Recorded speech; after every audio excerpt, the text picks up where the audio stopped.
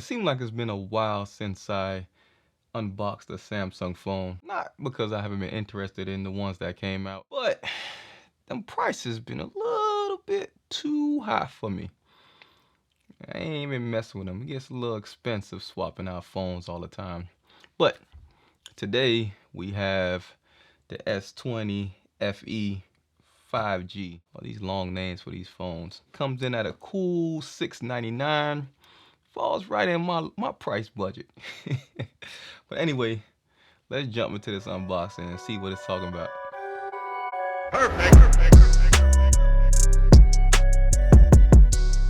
Okay, so let's see what we got here. This is the cloud mint color. I think that's what it's called. S20 128 gigs, 6 gigs of RAM. The box looks interesting, if that's how I want to describe it. I would say it looks I wouldn't say childish.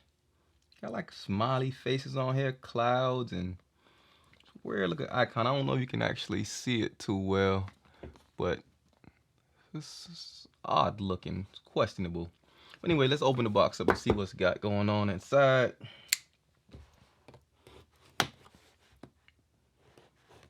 What's that? Ugh. Crack it open. All right. The normal book at the top. We got in here. Oh, already tearing stuff up. All right, it's kind of light. I'm guessing they're starting to get the picture and stop including all this paperwork because no one do nothing but throw it away. But a couple books. What? This is new. What is this and why is it in here? All right. Oh, this looks, damn. I wanted to go with the cloud mint because I felt like it was a little different than the normal phones I get, but this color looks pretty dope. All right, just set it down for a second. All right, SIM card. I wonder if this is the new T-Mobile SIM card, the R15. Yep, it's the R15. Had to go get one a couple weeks ago, but look like it comes in a box with that. Got the charging brick. I think this is, yeah, I think this is the 15 watt in the box. 15 watt fast charging brick. Got USB to USB-C, and that's just about it. No headphones, no nothing, just the phone and the charger, and really light on the paperwork, which is good because, you know, gotta recycle, gotta save the trees. All right, nothing much to see here. Let's look back at the phone. All right, got a little plastic on here to peel this off. Damn, this color actually looks nice. Peel. All right, and got another plastic on the front. I wonder if y'all feel the same satisfaction I do as peeling off the plastic. But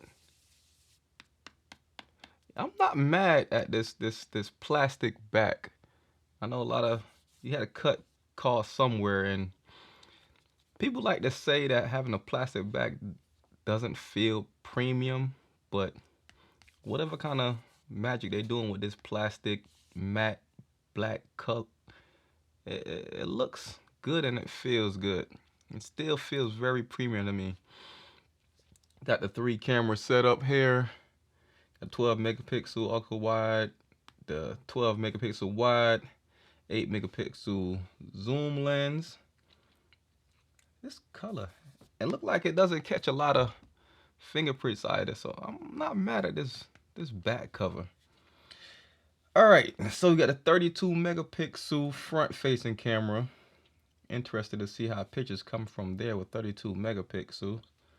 Got the volume rockers on the side, the power button, USB-C charging port, the speaker, microphone. Where's the SIM card tray? Oh, right here at the top with another microphone. All right, let's power this thing on. I don't know how long they're gonna keep adding 5G to the phone names. They get to a point where it's like, all right, every phone is 5G, so we don't need to put 5G and make these phone names so long.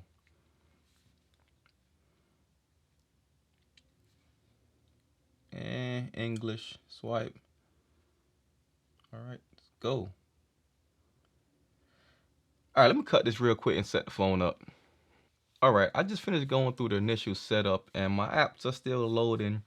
And one thing I just realized that just kind of confused me is, why is Samsung still defaulting to these navigation buttons at the bottom?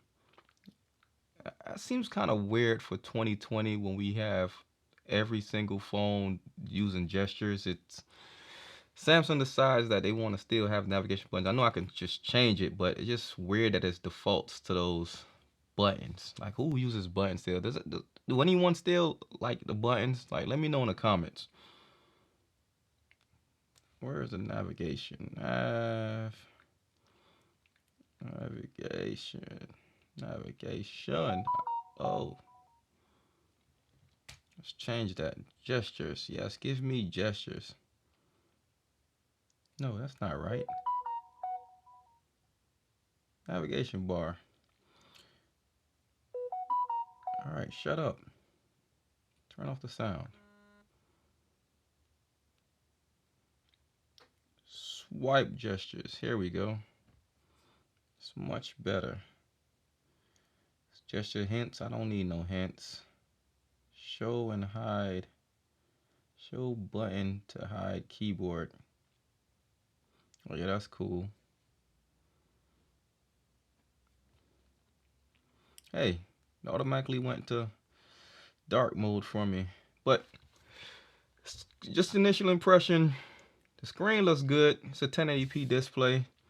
One thing that I was excited about was the 120 hertz refresh rate, and I can feel it. I didn't know if I was gonna be able to tell the difference between the 90 hertz, but I don't know. Can I tell a difference?